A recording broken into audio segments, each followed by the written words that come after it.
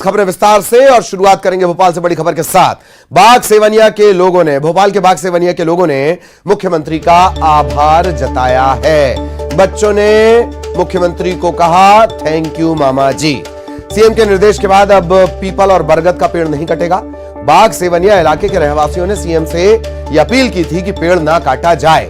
CM ने अब अधिकारियों को निर्देश दिए हैं कि सड़क को डायवर्ट करें लेकिन पेड़ को नुकसान ना पहुंचाएं। अब बच्चों ने और रहवासियों ने मुख्यमंत्री शिवराज सिंह चौहान का आभार जताया है।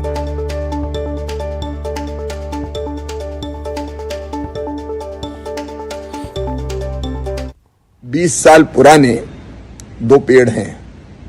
एक सड़क के निर्माण के कारण पीडब्ल्यूडी ने वो पेड़ वहां से हटाने का फैसला किया था, लेकिन आज मैंने देखा वहां के रहवासी, वहां की माताएं बहनें जो इन पेड़ों के पास पूजा भी करती थी, उन पेड़ों को वहां से हटाने का विरोध कर रहे हैं। और मेरे छोटे छोटे भांजे और भांजियां उन पेड़ों से चिपके हुए हैं और मुझे अपील कर रहे हैं कि ये पेड़ ना हटाए जाएं। मैं बाग सेवनिया निवासी सभी बहनों भाइयों को, भांजे भांजियों को आश्वस्त करता हूं कि पेड़ वहां से नहीं हटेंगे, पूजा यथावत चलेगी, सड़क ही वहां से डाइवर्ट कर दी जाएगी। ये निर्देश मैंने दे दिए हैं, इसलिए चिंता ना करें। पेड़ों को बचाने के लिए कई तरह के आंदोलन शुरू किए गए, जिनमें चिपको आंदोलन सबसे प्रमुख रहा। अगर बात करें तो भोपाल के बाग सेवनिया में भी एक पेड़ को बचाने के लिए यहाँ के लोग हैं, रहवासी आगे आए और इस पेड़ को संरक्षित करने के लिए उन्होंने पहल की, क्योंकि आप देख सकते हैं कि यहाँ पर एक सड़क बन रही है। उस सड़क के चलते इस हरे भरे पेड़ को काटने का जो है निर्णय सड़क निर्माण कंपनी ने लिया था, मगर जब यहाँ के लोगों ने, रहवासियों ने मुख्यमंत्री शिवराज सिंह चौहान से अपील की, गुहार लगाई, उसके बाद मुख्यमंत्री शिवराज सिंह चौहान ने निर्देश दिए हैं ये पेड़ काटा नहीं जाएगा, भले ही सड़क को डाइवर्ट कर दिया जाए। तो हम यहाँ के जो रहवासी हैं, महिला हैं, उनसे जानते हैं ये अच्छी बात है कि पेड़ अब नहीं कटेगा? नहीं सर, अच्छी बात है जी। खुश हैं आप लोग? खुश हैं सर। आपको क्या लग रहा है? हम लोग भी खुश हैं। खुश है। हाँ। आप लोग की जो है पहल काम आई है। हाँ, आप मुख्यमंत्री शिवराज सिंह चौहान जी को क्या बोलना चाहते हैं? यही बोलना चाहते हैं, थैंक यू बोलना चाहिए थे जी बहुत बहुत शुक्रिया जी। शुक्रिया बहुत बहुत। भैया जी ने हमारी सहायता करी, हमारी पेड़ की रक्षा करी, ऐसी सबकी रक्षा करना चाहिए। बहुत बहुत धन्यवाद। आपको क्या लगता है? मेरे पर पेड़ कटना नहीं चाहिए, छांव के लिए हम लगाए हैं। ठीक है। वो दिक्कत हो जाएगा, कट मामा जाएगा। जी ने पेड़ कटने से बचा लिया, क्या लग रहा है? अच्छा लग रहा है, हमारे बच्चों के लिए सुविधा मिल गया। कहाँ जाएंगे हमारे बच्चे? हाँ, थैंक यू मामा जी। आप? बहुत अच्छी बात है, पेड़ बच गया हम लोग ये तमाम जो लोग हैं देख सकते हैं इसी तरह से इस पेड़ को बचाने के लिए खड़े हुए थे। अब इन बच्चों से भी जानते हैं, आप लोग क्या बोलना चाहते हैं? किसको थैंक यू कह रहे हैं? मामा जी। क्यों कह रहे हैं? पेड़ बचा लिया। ठीक है। क्या लग रहा है अभी? अच्छा रहेगा? अच्छा रहेगा। तो ये तमाम जो बच्चे देख रहे हैं इस पेड़ से काफी प्रेम करते हैं, यहीं खड़े हुए हैं चिपक कर, और जाहिर सी बात है एक इनकी पहल भी काम आई। और इन्हीं की जो है बात को आगे रखते हुए मुख्यमंत्री शिवराज सिंह चौहान ने निर्देश दिए हैं कि अब ये पेड़ काटा नहीं जाएगा, भले ही सड़क को डाइवर्ट कर दिया जाएगा। कैमरा पर्सन दीपक कुमार के साथ जितेंद्र शर्मा, न्यूज 18 भोपाल।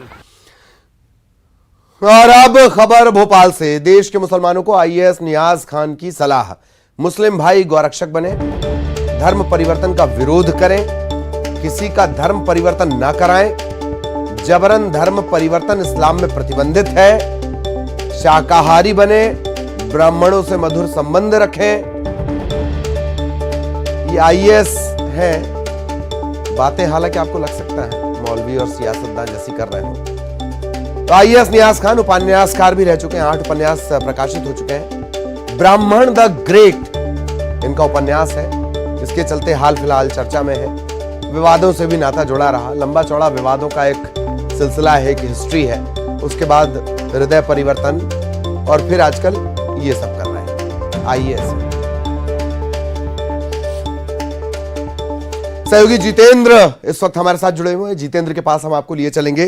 जितेंद्र, आईएएस नियाज खान फिर चर्चा में।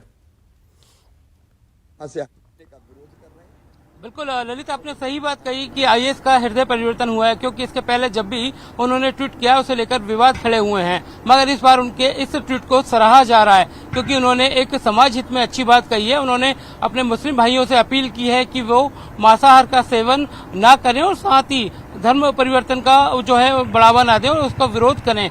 तो इस बात को लेकर उन्होंने मुस्लिम भाइयों से अपील करते हुए अपने ट्वीट को आगे बढ़ाया। उन्होंने कहा कि ब्राह्मणों से भी मतभेद न रखें, उनसे मिलकर रहें, उनसे मित्रता रखें और साथ ही मांसाहारी न बने। तो जाहिर सी बात है उन्होंने अपने मुस्लिम भाइयों से अपील की। अब देखने वाली बात है कि उनके इस ट्वीट को किस तरह से लिया जाता है। हालांकि जाहिर सी बात है इस पर भी विवाद छिड़ना तय है, क्योंकि एक संप्रदाय उनकी इस बात को नहीं मानेगा और उसे लेकर विवाद खड़े होंगे, मगर उन्होंने अपनी बात दिल से और बेबाकी से फिर रखी, क्योंकि उन्होंने कई उपन्यास लिखे हैं। इसके पहले एक उपन्यास लिखा था ब्राह्मण द ग्रेट, उसे लेकर भी वो चर्चा में रह चुके हैं। ललित, जाहिर तौर पर लगातार वो चर्चा में रह चुके हैं। एक बात और भी है जितेंद्र, ऐसा लगता है कि चर्चा में रहने का हुनर उन्होंने सियासत से सीख लिया है।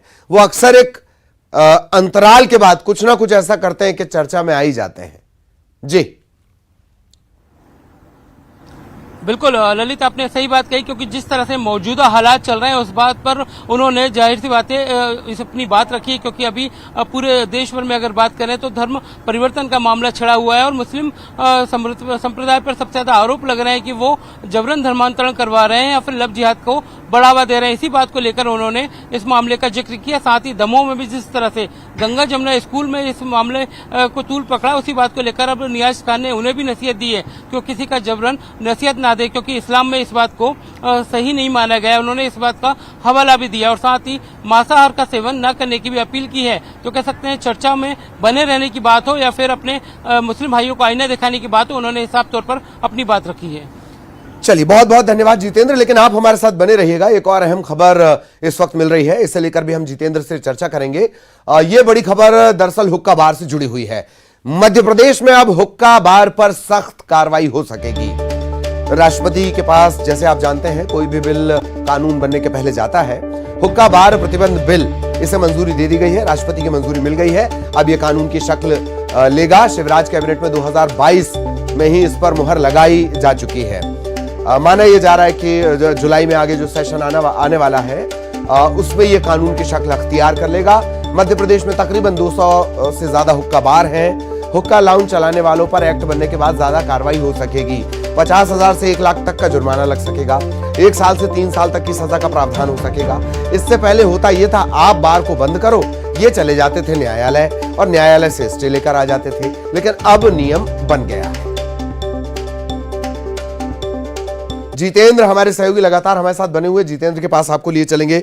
जितेंद्र, अब हुक्का बार पर पूरी तरह पाबंदी, रास्ता साफ। जितेंद्र, बिल्कुल अगर बात करें ललित, तो ये एक बहुत ही महत्वपूर्ण कदम होगा, क्योंकि उन नौजवान और नए बच्चों के लिए, क्योंकि वो सबसे ज्यादा हुक्का बार की तरफ आकर्षित होते हैं। उन्हें अलग अलग तरह के फ्लेवर में हुक्का जो है परोसा जाता था और इसे लेकर अभी हाल ही में न्यूज 18 ने एक खबर दिखाई थी, जहां पर जो है खजूरी सड़क इलाके में नाबालिग बच्चों को हुक्का परोसा जा रहा था। हालांकि उस पर आबकारी विभाग ने छापामार कार्रवाई की, मगर अभी भी दबे छुपे जो स्थानों पर 200 से ज्यादा ऐसे स्थान है जहां पर हुक्का बार चलाया जा रहा है। अभी हम एमपी नगर में मौजूद हैं, यहाँ भी हर जो रेस्टोरेंट पर हुक्का बार पिलाया जाता है।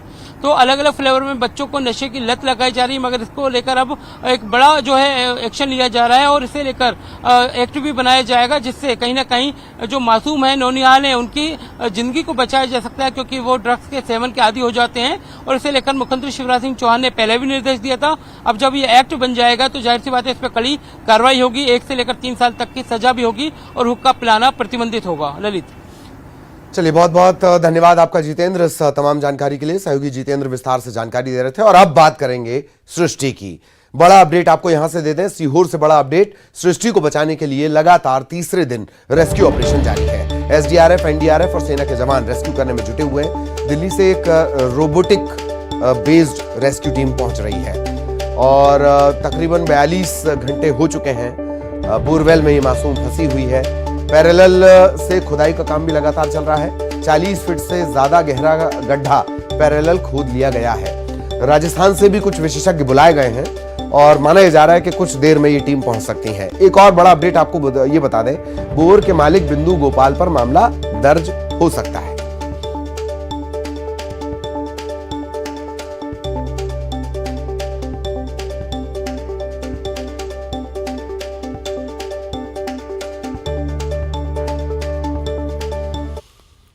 और सहयोगी प्रदीप इस वक्त आपको नजर आ रहे होंगे, सीधे प्रदीप के पास लिए चलते हैं। क्या कुछ अपडेट है, एक बार प्रदीप से हम जान लेते हैं।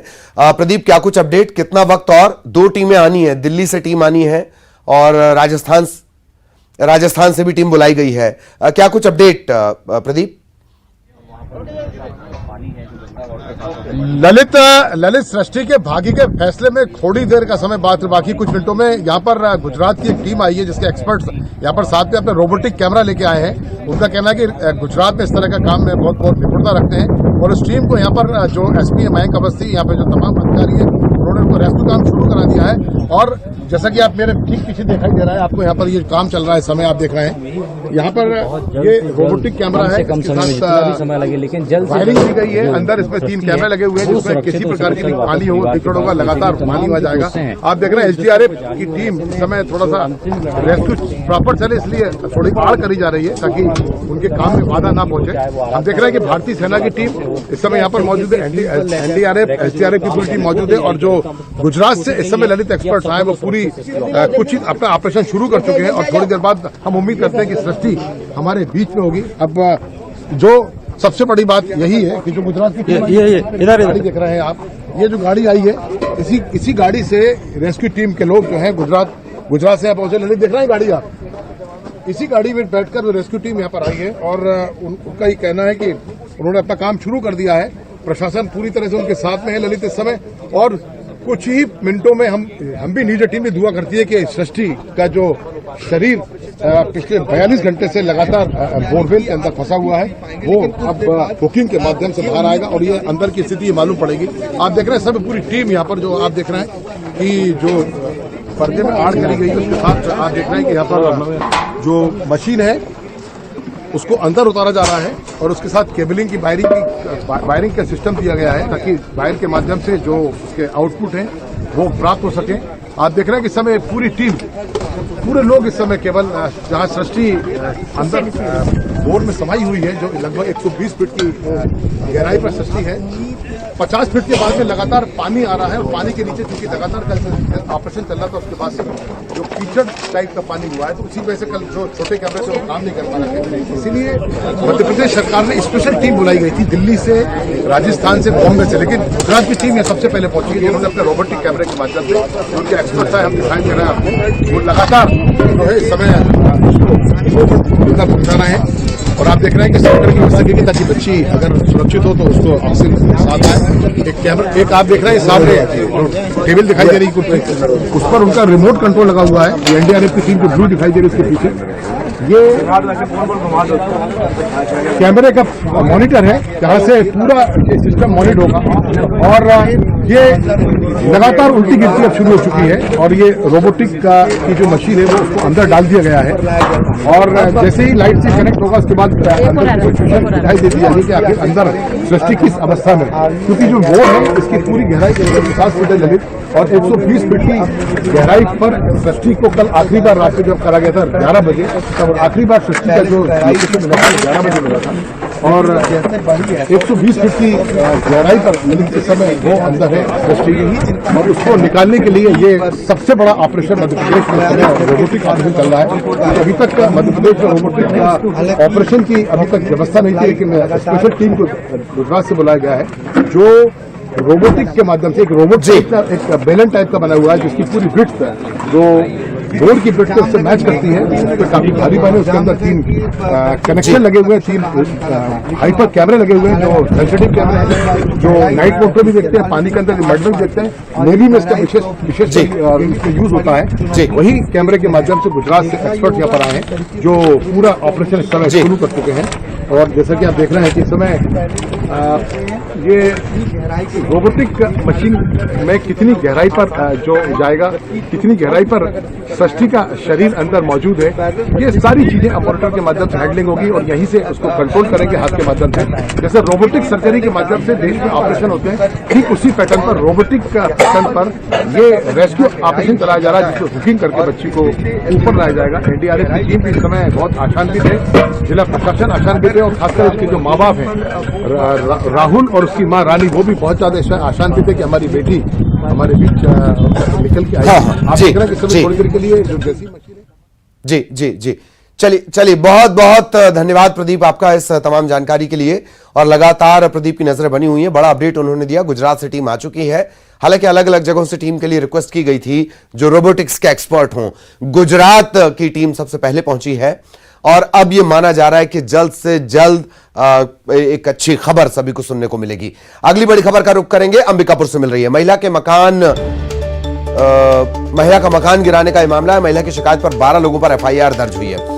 महिला ने भेंट मुलाकात कार्यक्रम में घर के लिए जगह मांगी थी। घर बनाने के दौरान महिला के घर को ग्रामीणों ने तोड़ दिया। बतौली थाना इलाका लगता है। कुनकुरी गांव के शांतिपारा का ये पूरा मामला है। 12 लोगों पर मामला दर्ज किया गया है।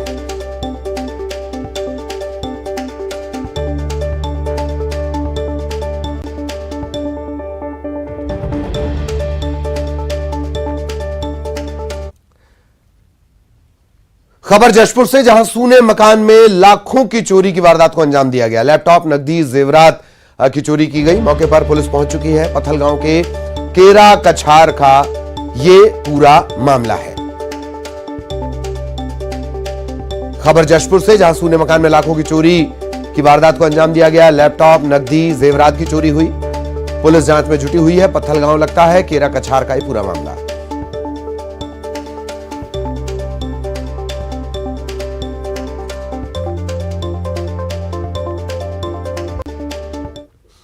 खबर अनूपपुर से, 5 घंटे जिला अस्पताल की बिजली गुल रही और इस भीषण गर्मी में मरीजों का हाल बेहाल हो गया। कपड़े से हवा करते हुए मरीज के परिजन नजर आए। बिजली ना होने से मरीजों की जांच नहीं हो पाई। अनूपपुर के जिला अस्पताल का यह पूरा मामला है। 5 घंटे यहां बिजली गुल रही।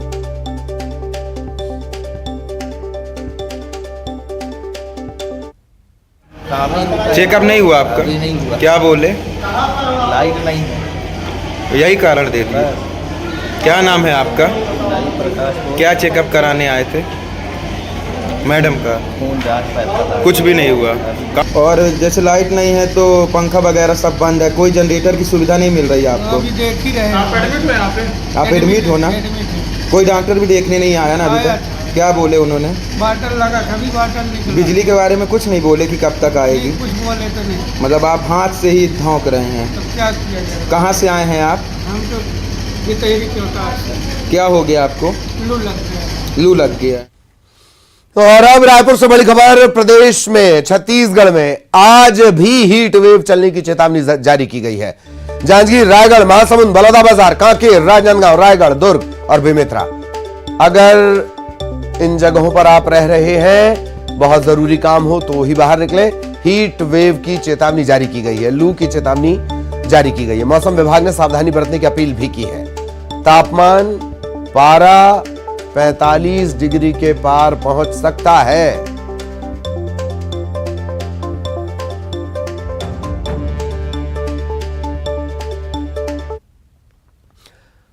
और अब भोपाल से खुशखबरी। ईट राइट चैलेंज में मध्य प्रदेश ने बाजी मारी है। ईट राइट चैलेंज में भोपाल दूसरे नंबर पर रहा। ग्वालियर ने 5वां स्थान हासिल किया। विजेता सूची में मध्य प्रदेश के 9 जिले शामिल हैं। उज्जैन, रीवा, इंदौर, सागर, दमोह, जबलपुर और सतना। 75% से ज्यादा अंक जुड़े गए हैं। खाद्य सुरक्षा आयुक्त डॉक्टर सुदाम खाड़े को सम्मानित भी इसे लेकर किए गए हैं।